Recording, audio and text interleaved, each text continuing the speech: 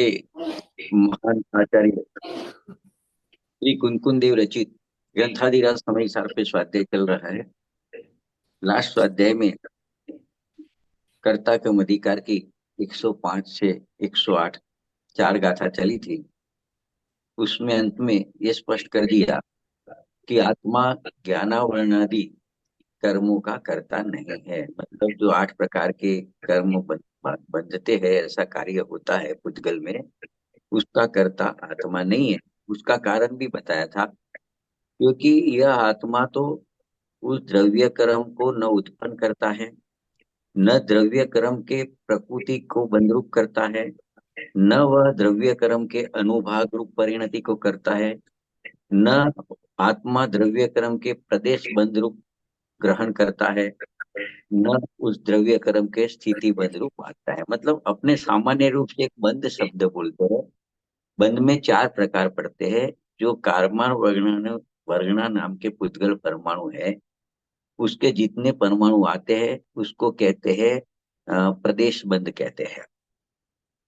उसके बाद में आत्मा के साथ एक क्षेत्र का संबंध होने के बाद उसका विभाजन हो जाता है 8 कर्म रूप। मतलब मुख्य रूप से 4 गाति 4 अगाति। 4 गाति में भी ज्ञानावरण दर्शनानी मोहनीय अंतराय, और अगाति में नाम आयु वेदनीय गोत्र। इस प्रकार की वो परमाणु तो एक पुद्गल का ही है, स्पर्श रस गंध वर्ग वाला, लेकिन उसमें कुछ फल देने की शक्ति जिस प्रकार की होती है वो उसकी प्रकृति कहलाती है। तो वो प्रकृति बंध भी होता है। फिर क्या है कि वो कर्म बनते हैं तो उसकी स्थिति भी तय होती है कि आत्मा के साथ एक क्षेत्रागत संबंध से कब तक रहेंगे, तो स्थिति बंध भी होता है। और जब वो स्थिति बंध हुआ और जब उसकी स्थिति पूरी होती है तो उदय में आते हैं, तो उसका कुछ फल निमित्त तरीके आता है जीव में पर्याय में, तो उसको अनुभाग बंध भी कहते हैं। तो यहाँ ये सिद्ध करना है आत्मा पुद्गल कर्म को करता नहीं है। मतलब उसके पुद्गल कर्म के बंध को करता नहीं है। न प्रकृति बंद करता है, न प्रदेश बंद करता है, न स्थिति बंद करता है, न अनुभाग बंद करता है। वो कार्य तो होता है पुद्गल परमाणु में, लेकिन उसका कर्ता आत्मा नहीं है। इतना स्पष्ट गए स्वाध्याय में 105 6 7 8 में अपने ये सब डिसाइड किया था। इतना स्पष्ट होने के बाद में एक प्रश्न होता है कि यदि ऐसा है तो फिर ये कर्म जो बंधते हैं, कर्म बनते हैं, तो कौन उसे बांधता है? ये द्रव्य कर्म आत्मा के साथ बंधते हैं, कैसे बंधते हैं, वो प्रश्न होता है। तो उसके उत्तर आज गाथाएं चलेगी। इसमें 2 पार्ट में गाथा चलेगी। पहले उसके उत्तर की चर्चा करेंगे कि आत्मा वो कर्म को क्यों नहीं बांधता है, कर्म बनते तो है, उसका कर्ता आत्मा क्यों नहीं है। तो उसके लिए 4 गाथाएं चलेगी, 109 10 11 और 12। ये 4 गाथे में कर्म बंधन होता है उसका कारण बताएंगे, और वो कारण जीव नहीं है अन्य बताएंगे। इससे ये सिद्ध करेंगे कि आत्मा उस कर्म के बंध का कारण करता नहीं है, कारण भी नहीं है, करता भी नहीं है। और उसके बाद अपने 3 गाथा और चलेगी। 9 10 11 12 चलेगी, फिर 13 14 15 आएगी। वो 3 गाथा में ये सिद्ध किया कि आत्मा उस कर्म का कर्ता क्यों नहीं है, कर्म बंधन का, क्योंकि आत्मा वो पुद्गल द्रव्य से भिन्न है। वो बाकी की 3 गाथा में सिद्ध करेंगे। तो पहले यहाँ एक प्रश्न उत्पन्न होता है। आगे आपने ऐसा बताया आचार्य भगवान कि आत्मा पुद्गल कर्म के प्रकृति को नहीं बांधता, प्रदेश को नहीं बांधता, स्थिति को नहीं बांधता, अनुभाग को नहीं बांधता। वो सब होता तो है कर्म बंधन में, लेकिन वो पुद्गल परमाणु में जो होता है उसका कारण या उसका कर्ता कोई अन्य है। मतलब आत्मा नहीं करता है। तो फिर एक प्रश्न हुआ, तो कौन करता है? ये कर्म बंधन होता है तो उसका कर्ता कौन है? कर्ता के बिना तो कोई कार्य होता नहीं है। तो उस प्रश्न के उत्तर में यहाँ पे 109 10 11 और 12 ये 4 गाथाएं चलेगी। तो ये गाथा में इस प्रकार से बताया है। 109 नंबर की गाथा में उसका उत्तर देते हुए कुदकुन आचार्य कहते हैं कि मिथ्यात्व अरु अविरमण योग कसाय के परिणाम है। सामान्य से ये 4 प्रत्यय कर्म के कर्ता कहे। देखो, कुनकुन आचार्य ने शॉर्ट में जवाब दिया। प्रश्न था कि आत्मा इस कर्म को नहीं बांटता है चार प्रकार से, तो कौन बांटता है? तो उसका जवाब इस दिया कि चार सामान्य प्रत्यय जो है वो बंध के कर्ता शास्त्र में कहे हैं। वो चार का नाम है, प्रत्ययों का नाम है मिथ्यात्व, अविरति, कसाई और योग। ये चार कर्म का बंधन होता है, उसका कारण है, या अथवा तो कर्म बंधन रूपी जो कर्म होता है उसका करता है। उसको चार सामान्य प्रत्यय कहा। प्रत्यय में क्या लिया? उसका नाम लिया मिथ्यात्व, अविरति, कषाय और योग। ये चार प्रत्यय है, सामान्य प्रत्यय है, वो कर्म बंधन का करता है। ऐसा 109 नंबर की गाथा में कहा।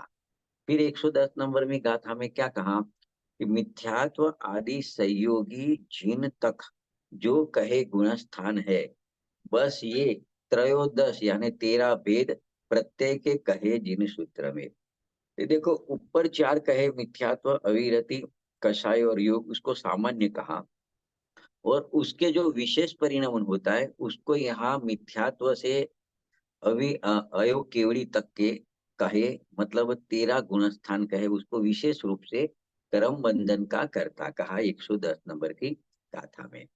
फिर 111 नंबर की गाथा में क्या कहा? उद्गल कर्म के उदय से उत्पन्न ये सब अचेतन, मतलब ये जो कोई भी सामान्य प्रत्यय देखो तो मिथ्यात्व, अविरति, कसाई, योग, और विशेष में देखो तो 13 प्रकार के गुणस्थान, मिथ्यात्व से लेके सयुग केवली जिन तक के गुणस्थान, ये सब अचेतन है, वो कर्म के करता है।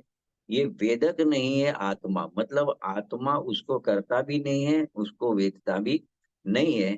फिर 112 नंबर की गाथा कही, उसमें ये कहा गुण नाम के ये सभी प्रत्यय कर्म के कर्ता कहे, करता रहा ना जीव ये गुण स्थान ही करता रहे।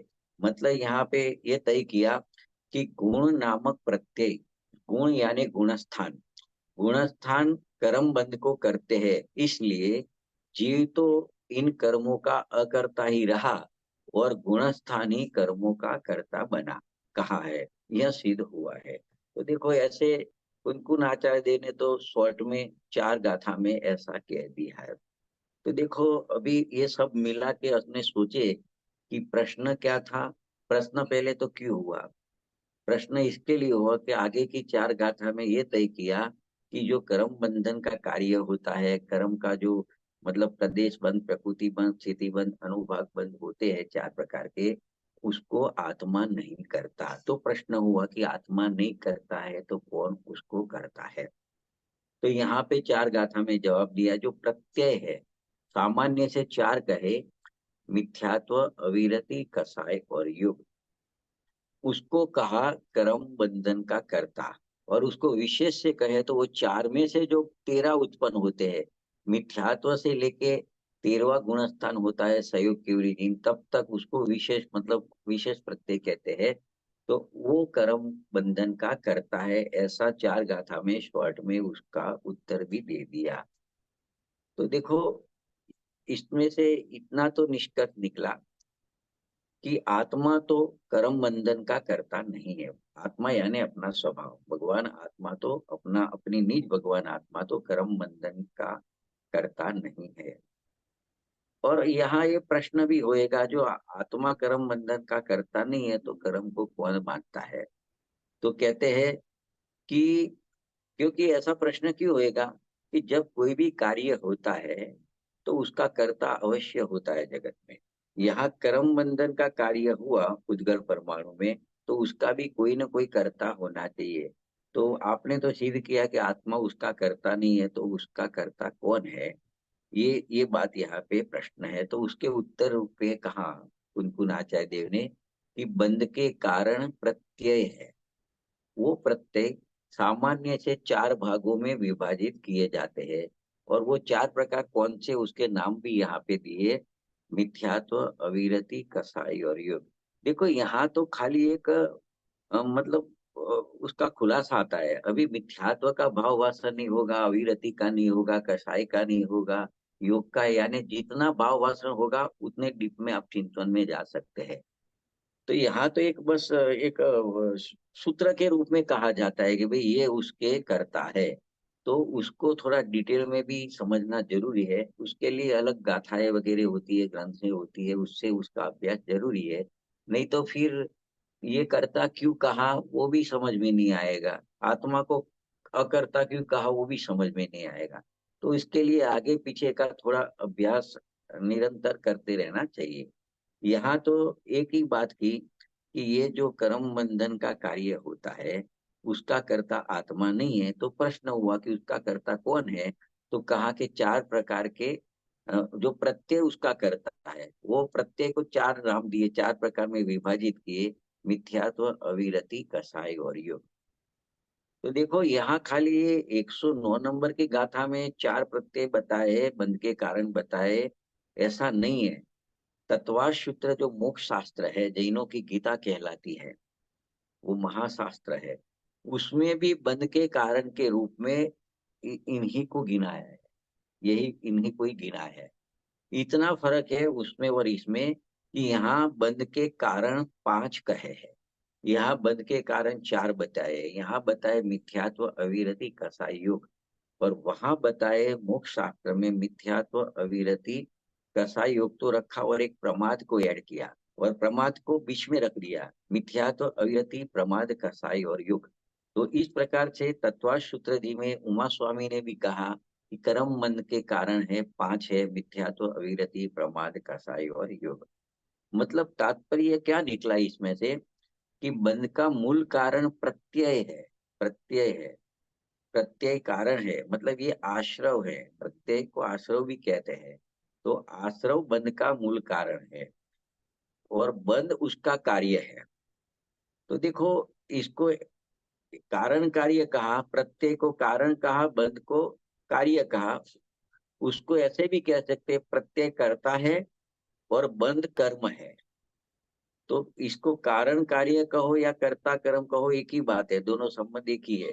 लेकिन यहाँ कर्ता कर्म अधिकाल चल रहा है, इसके लिए यहाँ पे कर्ता कर्म के रूप में ही इसको प्रस्तुत करते हैं कि प्रत्यय है वो करता है और कर्म बंधन है उसका कार्य है। और इतना बता के ये सिद्ध करते हैं कि भगवान आत्मा कर्म बंधन का कर्ता नहीं है, इतना यहाँ पे बताना है। देखो उसको थोड़े आगे भी और देखे तो ये चार प्रत्यय जो बताए यहाँ पे, यहाँ चार की बात है, मिथ्या तो अविरति, कषाय और योग। तो आप बोलोगे कषाय कहाँ चला गया, इसमें क्यों नहीं लिया? तो वो जो प्रमाद कहाँ गया, जो उमा स्वामी ने तत्वा सूत्र में कहा है, तो यहाँ कषाय के अंदर प्रमाद को गर्भित कर दिया है। इसके लिए ऐसा नहीं समझना चाहिए कि प्रमाद है वो कोई कर्म बंध का कारण नहीं है, लेकिन उसको अंदर गर्भित कर लिया। तो यहाँ चार नाम दिए है, चार प्रकार में विभाजन किया, मिथ्यात्व, अविरति, कसाई और योग। देखो वो चार को सामान्य रूप से कहा, लेकिन वो चार में से 13 गुण स्थान बनते हैं। तो मिथ्यात्व से लेके 14 गुण स्थान है उसमें, मिथ्यात्व से लेके 13वां जो गुण स्थान है सहयोग केवड़ी जी, वो वो उसमें से बनते, चार प्रत्यय में से बनते, मतलब जहाँ मिथ्यात्व, अविरति, कसाई योग होता है, यहाँ ये 13 प्रकार के गुण स्थान बनते हैं। तो ऐसा कहा जा सकता है कि बंध का कारण है, उसको संक्षेप में कहो तो प्रत्यय है, विस्तार से कहो तो 13 प्रकार के गुणस्थान है। और उससे भी संक्षेप में करो, जो 112 गाथा की अंतिम लाइन में कहा कि गुण नाम उसका रख लिया, गुण तो गुण यानी जो मतलब शक्ति होती है वस्तु में, वो नहीं रखा, गुण यानी पर्याय लेने की। तो गुण यानी गुण स्थान लेने का, गुण स्थान है वो कोई द्रव्य का नाम नहीं है, गुण का नाम नहीं है, वो जीव की पर्याय का नाम है। तो जो विकारी पर्याय है उसको यहाँ पे गुण स्थान कहते हैं। तो देखो इस यहाँ पे एकदम शॉर्ट करे तो इतना कह सकते, जो गुण है अथवा गुण स्थान है वो ये कर्म बंधन का करता है, अपनी भगवान आत्मा कर्म बंधन का अकर्ता है, इतना यहाँ पे नक्की करते हैं। तो यहाँ गुण शब्द जो 112 नंबर की गाथा में लिया है, उसका अर्थ गुणस्थान समझना, यानी गुणस्थान है वो विकारी पर्याय है, जो 13 प्रकार की पर्याय कही, वो है कि वो बंध का कारण है। जब तक ये गुणस्थान रहते हैं, ऐसे परिणाम रहते हैं, तब तक बंधन होता है, कर्म बंधन होता है। ऐसा यहाँ पे कहते हैं। फिर इसमें एक बात ये भी कि 112 गाथा में जब ये भगवान आत्मा ये कर्म बंधन का कर्ता नहीं है तो भोगता भी नहीं है, क्योंकि जो कर्ता होता है वो ही भोगता होता है। अभी यहाँ पे इतना सिद्ध हुआ कि जब अपनी भगवान आत्मा, किसी के भी आत्मा कर्म बंधन का कर्ता नहीं है, और कर्ता नहीं है इसके लिए उसका भोक्ता भी नहीं है, इतना सब मिला के ये 109, 10, 11, 12 गाथा में इतनी बात की, इसका आपने खुलासा किया। देखो उसके बाद में अमृत चंद्र आचार्य देव ने इसी बात को स्पष्ट किया, कुनकुन आचार्य देव की बात को बताया। तो उन्होंने ऐसा कहा कि पुद्गल कर्म का कर्ता वास्तव में एक पुद्गल द्रव्य ही है। उन्होंने सीधा कह दिया, मतलब कि पुद्गल कर्म का कर्ता, पुद्गल कर्म यानी जो ज्ञानावरणादि 8 कर्म होते हैं, बंध होता है, उसका कर्ता वास्तव में पुद्गल द्रव्य ही है। और उस पुद्गल द्रव्य के जो मिथ्यात्व, अविरति, कसाय और योग, ये 4 प्रकार है। ये 4 प्रकार बंध के सामान्य कारण होने से उस 4 प्रकार को बंध के कर्ता कहे है। और उनके अगर भेद करे तो मिथ्या दृष्टि से लेके संयोग केवड़ी पर्यंत के 13 प्रकार होते हैं, जिन्हें 13 गुणस्थान कहे जाते हैं। तो विशेष भेद के विचार करने पर ये 13 प्रकार के जो गुणस्थान है वो कर्म बंधन के करता है। तो देखो यहाँ आचार्य देव, अमृतचंद्र आचार्य देव ये कहते हैं कि पुद्गल कर्म के विपाक के प्रकार है। ये जो 13 गुणस्थान है वो पुद्गल कर्म का विपाक है, उसका प्रकार है। तो पुद्गल जब अचेतन है तो उसके विपाक से ये गुणस्थान बनते हैं। तो ये 13 गुणस्थान है, उसको भी अचेतन कहने में आता है।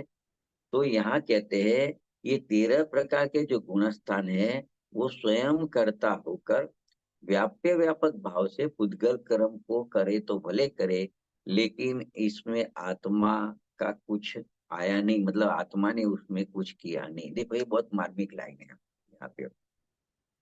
पहले 13 प्रकार के गुण स्थान है वो जीव के पर्याय में होते हैं, लेकिन यहाँ पे क्या कहते हैं कि वह कर्म के विपाक से होते हैं, उसमें कर्म का निमित्त रहता है, कर्म का मतलब उदय सद्भाव रूप रहता है। तो उद्गल का कर्म का उदय है वो अचेतन है, तो उससे जो ये प्रकार बनते हैं 13 प्रकार, उसको भी यहाँ पे अचेतन कह दिया। अभी क्या कहते हैं कि कर्म बंधन होता है, पुद्गल कर्म का बंधन होता है, तो कैसे होता है? तो देखो आगे 75 नंबर की गाथा में भी आ गया, उसके बाद में एक श्लोक था उसमें भी आ गया है कि जहाँ व्याप्य व्यापक संबंध होता है वहां पे कर्ता कर्म संबंध होता है। तो जो व्याप्य यानी जो कार्य हुआ उसको व्याप्य कहते हैं, कि जो कर्म का बंधन हुआ वो व्याप्य है, और उसको जो करता है उसको व्यापक कहते हैं। तो व्यापक कौन है ये व्याप्य का? तो कहते हैं कि ये 13 प्रकार का जो गुणस्थान है वो वो 13 प्रकार के गुणस्थान कर्ता बनता है, और व्याप्य व्यापक भाव से पुद्गल कर्म को करता है। तो आचार्य भगवान कहते हैं कि ये जो गुणस्थान है वो कर्ता बनकर व्याप्य व्यापक भाव से कर्म बंधन को, पुद्गल कर्म के बंधन को करे तो करे, वो आत्मा उसका कर्ता नहीं है। इतना अमृत चंद्र आचार्य देव ने भी कहा। अभी देखो कोई ऐसा प्रश्न करे, यार ये तो उन्होंने तो एक जजमेंट दे दिया, कुनकुन आचार्य ने भी जजमेंट दे दिया, अमृत चंद्र आचार्य देव ने भी जजमेंट दे दिया कि आत्मा उसका कर्ता नहीं है, तो उसका कर्ता कौन है ये भी बता दिया। अभी देखो, अभी किसी को और प्रश्न कोई होए कि पुद्गल मय मिथ्यात्व आदि को भोगता हुआ जीव स्वयं ही मिथ्या दृष्टि होकर पुद्गल कर्म को करता है, तो ऐसा माने तो क्या होए? देखो प्रश्न समझो बराबर, कि आगे आ गई थी गाथा लगभग 87 नंबर की वहां पे, कि 2 प्रकार के मिथ्यात्व होते हैं, भाव पुद्गल और जीव के। मिथ्यात्व, अविरमण, ये सब प्रकार, अज्ञान, अविरमण, ये सब 2 प्रकार के होते हैं। तो कहते हैं कि जो पुद्गल में मिथ्यात्व आदि भाव है उसको भोगता हुआ जीव स्वयं ही मिथ्या दृष्टि होकर पुद्गल कर्म को करता है। ऐसा किसी का कोई किसी का ऐसा एक शंका है, सोच है, मान्यता है, तो उसको जवाब देते हैं कि इस प्रकार का तर्क है वह वास्तव में विवेकपूर्ण नहीं है, अविवेक तर्क है। क्योंकि यहाँ अभी भाव्य भाव भाव को एंटर करते हैं कि भाव्य भाव का अभाव होने के कारण निश्चय से पुद्गल द्रव्य में मिथ्यात्व आदि का भोक्ता भी आत्मा नहीं है। देखो, भोक्ता भोग्य संबंध, जहाँ भाव्य भावक संबंध होता है वहां भोक्ता भोग्य संबंध होता है, और जहाँ व्याप्य व्यापक संबंध होता है वहां कर्ता कर्म संबंध होता है। तो व्याप्य व्यापक संबंध आत्मा का ये पुद्गल कर्म बंधन के साथ में नहीं है, इसके लिए आत्मा पुद्गल बंधन का कर्ता नहीं है। यहाँ पे और सिद्ध करते हैं कि कोई ऐसी शंका करे कि जीव स्वयं मिथ्यात्व रूप परिणमित होवे तो कर्म को बांधे कि नहीं बांधे, तो उसका भी जवाब देते हैं कि कर्म का उदय आता है, वो भोग्य, और आत्मा उसका भोग्य भोक्ता, ऐसा भोक्ता भोग्य संबंध नहीं है, मतलब भाव्य भाव का संबंध नहीं है। इसके लिए वहां कर्ता कर्म संबंध भी नहीं है। ये इस प्रकार से उसका जवाब दिया, उसमें न्याय देके दिया। मतलब इसने सब चर्चा की कि व्याप्य व्यापक भाव से करता नहीं है आत्मा, और भाव्य भावक भाव से उसका भोगता नहीं है, ये दोनों बात की। तो इससे ये सिद्ध हुआ कि जो गुण शब्द है, माने गुणस्थान शब्द है, तो वो पुद्गल में चार सामान्य प्रत्यय के भेद है, तो वो 13 बनते हैं, विशेष रूप से 13 बनते हैं, वही कर्मों को करते हैं। इसका मतलब ये हुआ कि जीव पुद्गल कर्म के बंधन का अकर्ता है, लेकिन जो गुणस्थान है वो ये पुद्गल बन के करता है। और वो गुणस्थान को भी यहाँ अचेतन और पुद्गली कहा। इससे यह सुनिश्चित हो गया कि पुद्गल कर्म के बंधन का कर्ता पुद्गली है, जीव नहीं है। तो देखो, पंडित जयचंद जी छाबड़ा साहब को भी इस ग्रंथ में रखा हुआ है, उनका अभिप्राय, ओपिनियन वो भी कहते हैं, तो वो इसके बारे में क्या कहते हैं। उनका कहना है, वो स्पष्ट करते हैं कि शास्त्रों में जो प्रत्यय है उनको बंध का कर का कहा है, कर्म बंधन का कर्ता कहा है। गुणस्थान को भी वो विशेष प्रत्यय है, और जो चार है, मिथ्यात्व, अविरति, कसाई, वो उसको सामान्य प्रत्यय क्या है, और उसमें से 13 बनते हैं, उसको विशेष प्रत्यय क्या है, गुणस्थान को। तो वो ही, वो 13 प्रत्यय भी, 13 प्रकार के प्रत्यय भी पुद्गल कर्म के बंध का करता है। इसके लिए क्या हुआ कि जो मिथ्यात्व आदि सामान्य प्रत्यय या गुणस्थान रूप विशेष प्रत्यय है, वो अचेतन है, पुद्गल द्रव्यमय है। इसके लिए ये सिद्ध होता है कि पुद्गल द्रव्य ही पुद्गल कर्म बंधन का करता है, जीव उसका करता नहीं है। फिर भी जीव को पुद्गल कर्म बंध का करता मानना वह अज्ञान है। इतना पंडित जयचंद जी छाबड़ा साहेब ने कहा। तो यहाँ एक बात ध्यान देने योग्य ये है कि गुणस्थान को यहाँ कर्ता तरीके रखा है, कि गुणस्थान कर्ता होता है, वो कर्ता बनकर व्याप्य व्यापक भाव से पुद्गल कर्म के बंधन को करता है। तो क्या भले करता, गुणस्थान भले वो कर्म बंधन को करे, लेकिन आत्मा तो कर्म बंधन का कर्ता कभी भी नहीं होता है। तो देखो, जो आत्मख्याति में ये वाक्य आया था, अभी अपने पढ़ा था थोड़ी देर पहले, तो उसमें इस पे वजन ज्यादा दिया है कि आत्मा पुद्गल कर्म के बंध का करता नहीं है। वो बात पे इतना वजन नहीं है कि पुद्गल कर्म के बंध का करता गुणस्थान है, उस पे इतना वजन नहीं दिया। उन्होंने वजन वहां दिया है कि आत्मा पुद्गल कर्म के बंध का करता नहीं है। जो आगे की 4 गाथा थी, 8 7 6 5 6 7 8, उसमें भी यही सिद्ध किया था। यहाँ पे ये 4 गाथा में भी इस पे ही वजन देना है कि आत्मा पुद्गल कर्म के बंध का करता नहीं है। दूसरी बात जो आगे आ गई थी 49 नंबर के कलश में, अमरचंद्र आचार्य ने कही थी कि व्याप्य व्यापकता तदात्मनि भवेत। मतलब व्याप्य व्यापकपना तदात्मक पदार्थों में होता है। मतलब तद आत्मक यानी व्याप्य व्यापक, पहले समझो व्याप्य व्यापक को, दोबारा बोलता हूँ। व्याप्य यानी जो कार्य हुआ वो, व्यापक यानी कार्य का कर्ता। वो तदात्मक यानी जिस द्रव्य में कार्य होता है उसी द्रव्य में उसका कर्ता होता है। तो कर्म बंधन का कार्य तो पुद्गल द्रव्य में होता है और उसका कर्ता जीव होवे, वो तो अलग द्रव्य हो गया। तो ऐसा होता नहीं है, क्योंकि एक सिद्धांत दिया है आचार्य भगवंतों ने कि व्याप्य व्यापकता तदात्मनि भवेत। मतलब व्याप्य व्यापकपणा एक ही वस्तु में होता है। मतलब कर्म, व्याप्य यानी कर्म और व्यापक यानी कर्ता एक ही पदार्थ में, एक ही वस्तु में रहता है। देखो गांधी स्वामी का भी इसका स्पष्टीकरण है, वो इस प्रकार से है। अंतिम एक उसका भी अभिप्राय, उसकी उनकी सोच भी सम्यक सोच को अपनी सोच में बिठाते हैं। उन्होंने कहा, सबने एक ही बात रिपीट किया लेकिन अपने अपने तरीके से समझाया है। देखो गांधी स्वामी ने कहा कि वास्तव में तो प्रत्येक द्रव्य व्यापक है।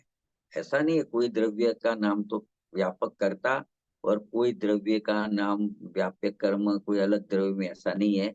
प्रत्येक द्रव्य व्यापक है यानी कर्ता है, और वही द्रव्य की जो पर्याय है वह उसका ही व्याप्य यानी कर्म है। देखो उन्होंने अपनी भाषा में सिद्धांत को बिठा दिया। प्रत्येक द्रव्य व्यापक यानी कर्ता है, और उसकी जो पर्याय होती है, परिणमन होता है, उसका कार्य होता है, वही उसका व्याप्य यानी कर्म होता है। परंतु यह बात यहाँ पे नहीं है। यहाँ तो ये कहना है कि 13 प्रकार के गुण स्थान है वो तो व्यापक है, तथा जो नवीन कर्म बंध होता है वह उनका व्याप्य है। मतलब देखो, जो विकारी भाव है, 13 प्रकार के विकारी भाव है, वह प्रसर कर व्यापक बनकर यानी प्रसर के नवीन कर्म व्यापक को बांधते हैं, करते हैं। तो ऐसा संबंध लेकर यहाँ पे कथन किया है। तो ये यहाँ पे डिफरेंस है, व्याप्य व्यापक भाव में यहाँ पे इस प्रकार का अर्थ किया है। तो देखो ऐसे देखे जावे तो व्याप्य व्यापक भाव वस्तुतः देखे तो एक ही द्रव्य में होता है। द्रव्य कर्ता व्यापक होता है और उसका कर्म या पर्याय उसका व्यापक होता है। परंतु दूसरी जुदी जुदी अपेक्षा से ये बात कही जाती है।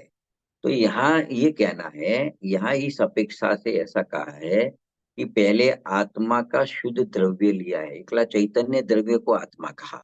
देखो ये बहुत मार्मिक यानी पूरे समय सार का हार्ट है कि यहाँ आत्मा की बात जो करते हैं वो शुद्ध द्रव्य लिया है। शुद्ध चैतन्य धातु में मूर्ति जो द्रव्य रूप स्वीकार्य उसको द्रव्य कहा एक बात।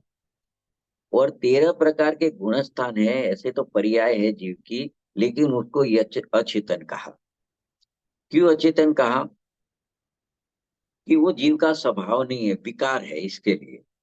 अभी यहाँ पे आगे ये कहना है कि ऐसे जो शुद्ध चैतन्य स्वभावी आत्मा है वो इन अचेतन रूप 13 गुण स्थान को कैसे कर सकता है? मतलब वो नहीं कर सकता, क्योंकि विकारी स्वभाव तो शुद्ध है, तो उसका परिणमन होगा तो शुद्ध रूप ही होगा। विकार है वो उसका द्रव्य का परिणमन नहीं है, तो ये परिणमन हुआ है उसको कहते हैं अचेतन है, जड़ है।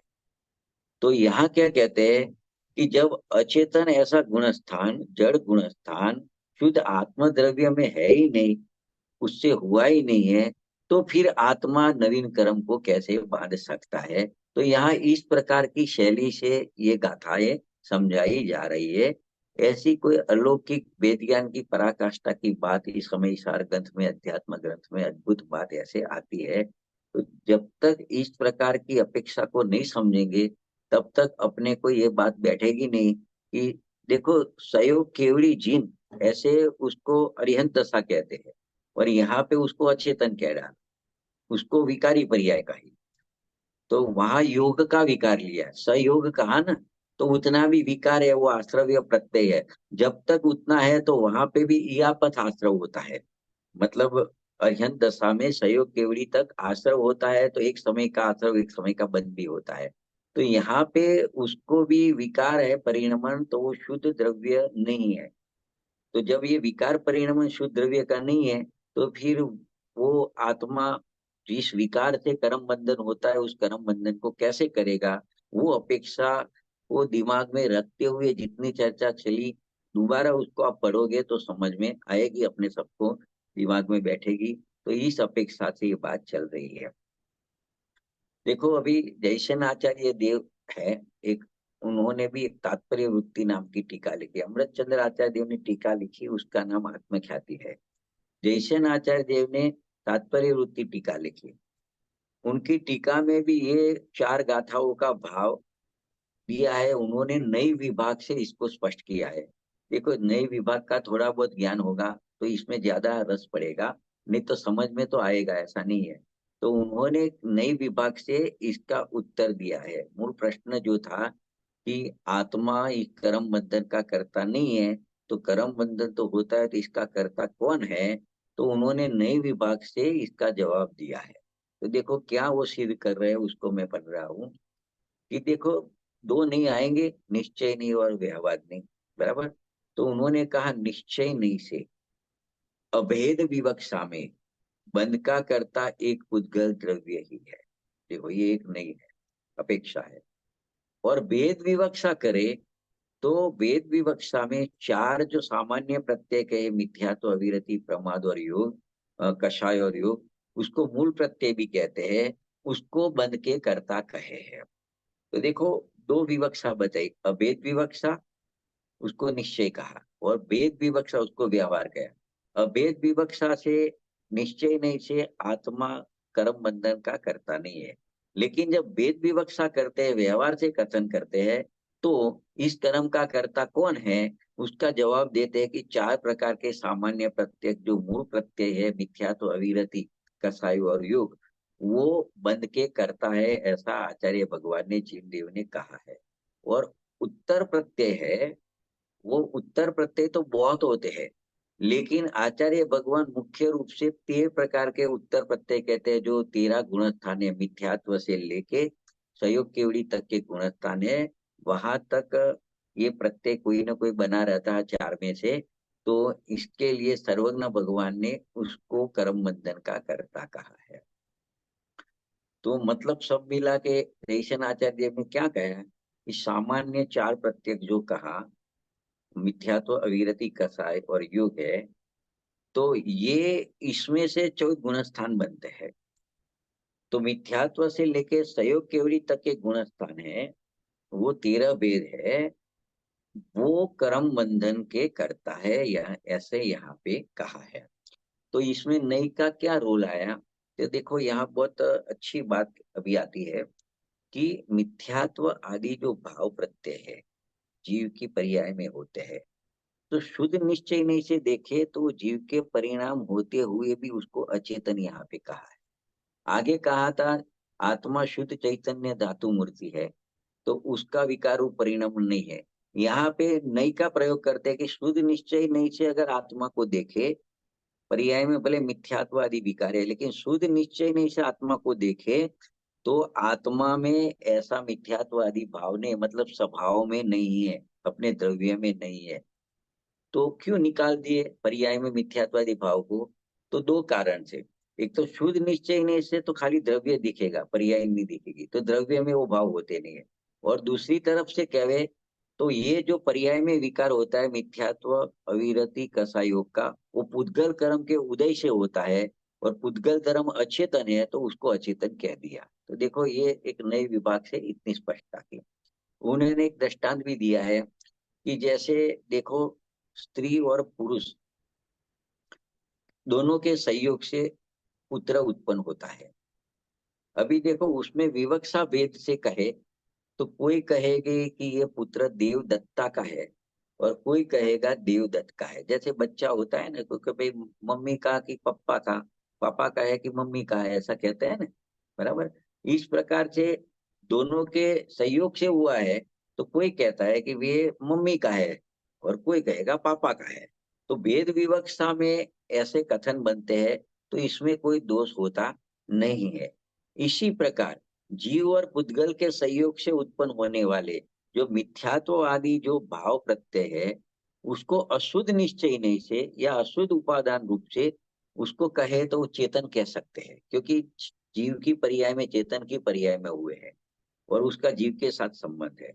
लेकिन शुद्ध निश्चय नहीं से शुद्ध उपादान से कहे तो वही भाव को कहेंगे अचेतन है, पुद्गलिक है। तो ये दो नयों की अपेक्षा से ऐसा नहीं, ऐसा मतलब विवक्षा से ऐसा कहने में, दो प्रकार का कथन करने में कोई दोष नहीं आता है।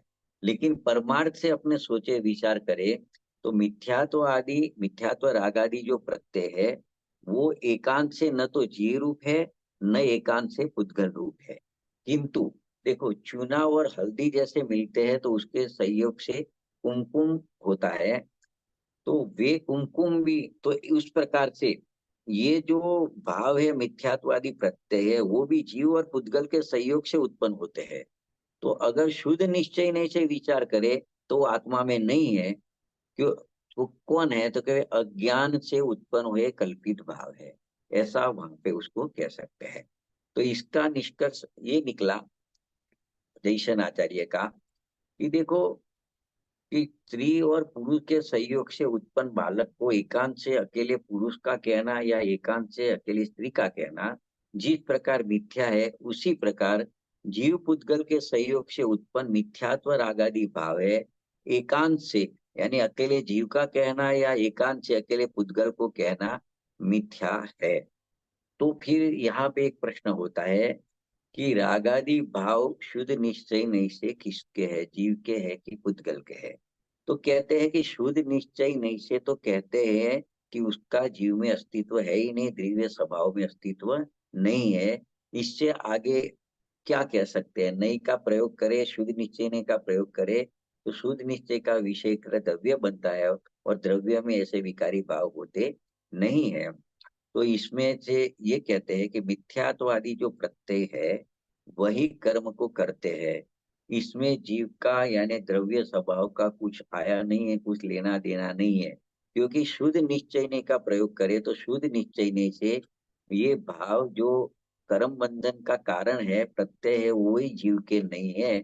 वहां पे एक आचार्य देव ने लिखा है, एक वाक्य लिखा है, सव्वे शुद्धा हूँ शुद्धाणया, यानी शुद्ध नहीं से सब जीव शुद्धि है। इस आगम वचन को मतलब सम्मत करते हुए ये नक्की होता है कि जो कर्म बंधन का कारण जो मिथ्यात्व आदि भाव है वो जीव के नहीं है, तो जीव उसका कर्ता भी नहीं है। ये है यहाँ पे सिद्ध होता है। तो इस प्रकार से यहाँ सिद्ध हुआ कि कर्म बंधन का कर्ता जीव तो नहीं है। लेकिन प्रश्न था कौन है कर्म बंधन का कर्ता? तो उसका जवाब आया कि जो चार प्रकार के प्रत्यय बताए, सामान्य रूप से मिथ्यात्व, अविरति, कसाई और योग, ये चार प्रकार के प्रत्यय है वो कर्म बंधन का कर्ता है। और उसके विशेष जो भेद पड़ते हैं 13 प्रकार के गुणस्थान, वो गुणस्थान भी ये कर्म बंधन का करता है, जीव उसका करता नहीं है। इस प्रकार से ये चार गाथा यहाँ पे 9, 10, 11, 12 पूरी होती है। अभी देखो 10 मिनट चलेगी अपनी, 10-12 मिनट चलेगी। बाकी की जो 113, 14, 15 गाथा, उसका विषय क्या है कि देखो आगे जो गाथा चली 109, 10, 11, 12, उस चार गाथा में ये सिद्ध किया कि मिथ्यात्व आदि जो प्रत्यय है, मिथ्यात्व, विरति, कषाय और योग और गुणस्थान, ये सब प्रत्यय बंध का कारण है।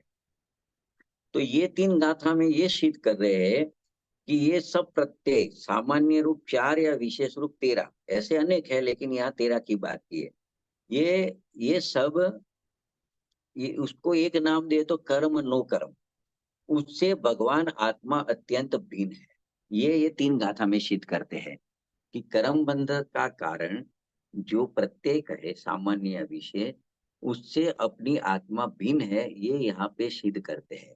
तो जब ये बंध के कारण से आत्मा भिन्न है तो फिर आत्मा कर्म बंधन को नहीं कर कैसे करेगा? ये बात यहाँ पे अंत में सिद्ध होएगी, इसमें से ये निकलेगा। तो देखो इसको गाथा को पढ़े तो 113 नंबर की गाथा इस प्रकार से कही कुनकुन आचार्य देव ने। उसको मूल अनुवाद हिंदी में अनुवाद है, उपयोग जीव अन्य अनन्य, अनन्य मतलब अनन्य यानी अन्य अन्य नहीं है, उपयोग और जीव अनन्य, जो यदि त्यो ही क्रोध अनन्य हो। मतलब जैसे उपयोग है वो जीव से अन्य नहीं है, इस प्रकार जो विकार होता है क्रोध है वो भी जीव से अन्य नहीं हो तो जीव और अजीव दोनों एक हो जाएंगे। तो ये तो 113 नंबर की गाथा में कहा। 114 नंबर की गाथा में क्या है, यदि जीव और अजीव दोनों एक हो तो ये आत्मा तो कर्म और नो कर्म प्रत्यय है, उससे अन्य कैसे हुए, मतलब उससे अन्य नहीं हो सकता। और 114 नंबर की गाथा में क्या है, क्रोध अन्य है और उपयोग में आत्मा उससे अन्य है, तो कर्म और नो कर्म प्रत्यय अन्य होंगे क्यों नहीं। तो देखो ये तो गाथा में तो बहुत शॉर्ट बात होती है, उसको समझते हैं क्या कहना चाहते हैं।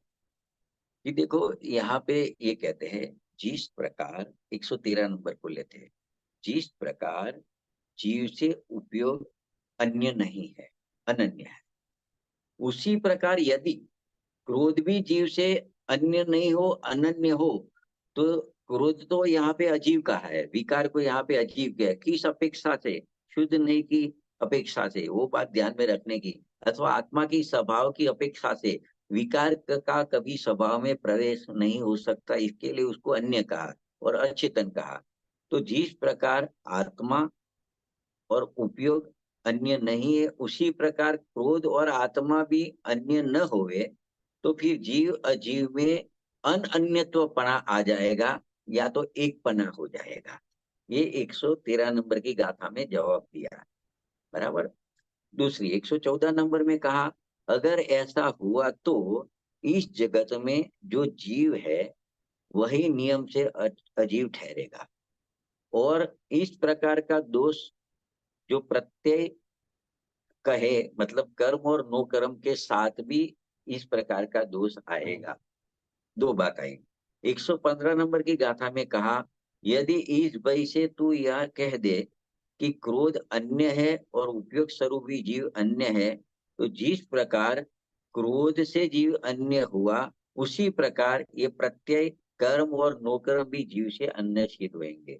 और जब बंध के कारण जीव से अन्य सिद्ध हुए, तो बंध का कारण जीव कैसे हुएगा, नहीं हो सकता। ये बात यहाँ पे निकलती है। तो देखो इसमें फिर से एकदम सरल शब्दों में 5-7 मिनट में ले लेते हैं कि देखो क्या कहते हैं। ये तीन गाथा में, अंतिम तीन गाथा में क्या कहा कि मिथ्या तो आदि चार प्रत्यय अथवा तो 13 गुण स्थान, बराबर, वो बंध के कारण है, वो बात तो सिद्ध कर दी, आगे भी सिद्ध कर दे। वो आश्रव है, वे उपयोग में आत्मा से भिन्न है, इस कारण आत्मा को बंध का कर्ता नहीं माना जा सकता है, इतना यहाँ पे सिद्ध करना है। तो देखो, आत्मा को बंध का कर्ता मानने की किसी की भावना है, किसी की सोच है, तो देखो ये प्रत्यय को आत्मा से अभिन्न मानना पड़ेगा। मतलब वो प्रत्यय आत्मा से भिन्न नहीं होंगे, उसकी मान्यता की वजह से वो उसको अभिन्न मानना पड़ेगा। तो क्या होएगा कि ज्ञानावरण आदि जो कर्म है, द्रव्य कर्म है, और शरीर आदि जो न नो कर्म है, उससे भी आत्मा को अभिन्न मानना होगा। क्योंकि ये 8 कर्म है और शरीर आदि नो कर्म है, वो सब मिथ्यात्व अविरति प्रमाद कसा योग से ही होते हैं, उसके कारण से ही होते हैं। तो उससे भी अभिन्न मानना होएगा। लेकिन किसी भी दृष्टि से यह उचित नहीं है, क्योंकि कर्म नो कर्म में एकत्व ममत्व रखो या उसका कर्ता भोक्ता बुद्धि रखो, तो उसको आत्मा मानो, तो उसको जिनवाणी में अज्ञान और मिथ्यात्व कहा है। तो ये बात इस गाथा में विस्तार से समझाई है। तो आत्मख्याति में अमृत चंद्र आचार्य देव ने भी इस प्रकार से कहा कि जिस प्रकार से जीव के उपयोगमयी होने के कारण जीव से उपयोग अनन्य है, मतलब जुदा नहीं है, इसी प्रकार ऐसी प्रतिपत्ति की जावे, मतलब ऐसी सोच रखी जावे कि जड़ क्रोध भी जीव से अन्य नहीं है, तो चेतन रूप जीव और जड़ रूप क्रोध एक पने होने के कारण वो जीव में उपयोग जैसे एक है, उस प्रकार से जड़ क्रोधमयी और आत्मा दोनों एक हो जाएगा, तो जीव अजीव सिद्ध होगा। तो इस प्रकार एक द्रव्य का लोप हो जाएगा। तो ये 113 नंबर की गाथा का अर्थ आया। और 114 नंबर में ये कहा कि इसी प्रकार का दोष मतलब प्रत्यय कर्म और नोकर्म को जीव से एक मानने पर आएगा। तो अगर कोई ऐसा कहे कि उपयोग में ही जीव अन्य है और जड़ स्वाभाविक क्रोध अन्य है, तो फिर ये नक्की हुआ कि जिस प्रकार उपयोगमयी जीव जड़ स्वाभाविक क्रोध से अन्य है, उसी प्रकार जड़ स्वाभाविक प्रत्यय कर्म और नोकर्म भी उपयोगमयी जीव से अन्य ही सिद्ध होएंगे, क्योंकि उनके जड़ भावत्व में कोई अंतर नहीं है। तो जिस प्रकार क्रोध जड़ है, उसी प्रकार प्रत्यय कर्म और नोकर्म भी जड़ है। इस प्रकार से ये नक्की हुआ कि जीव और प्रत्यय में एकपणा नहीं है। तो इस प्रकार से उपयोग में ये आत्मा है, वो जो प्रत्यय है उससे भी भिन्न है, और जो 8 प्रकार का कर्म बंधन होता है उससे भी भिन्न है। तो फिर कर्म बंधन को कैसे करेगा, मतलब कर्म बंधन को नहीं कर सकता है, ये यहाँ पे सिद्ध करते हैं। इस प्रकार से यहाँ पे 113 नंबर की गाथा तक यह विषय पूरा होता है। फिर आगे 3 या 4 गाथा का एक जोड़ा आएगा, उसकी चर्चा अपने अगले स्वाध्याय में कर सकते हैं। मतलब 2 पार्ट में विभाजन आया कि पहले प्रश्न हुआ कि आत्मा जड़ कर्म को बांधता नहीं है, उसका करता नहीं है, तो कौन करता है। तो वो सिद्ध किया कि ये जो 4 प्रकार के प्रत्यय है सामान्य से या विशेष से 13 प्रकार है, वो कर्म बंधन का करता है। और बाकी की 3 गाथा में नक्की किया कि जीव उन सबसे भिन्न है, इसके लिए कर्म बंध का कर्ता आत्मा नहीं है। तो ये मिला के 7 गाथा में 3 लाइन का निष्कर्ष इस प्रकार से निकला। तो इस प्रकार से आज का स्वाध्याय यहाँ पे पूरा होता है। यहाँ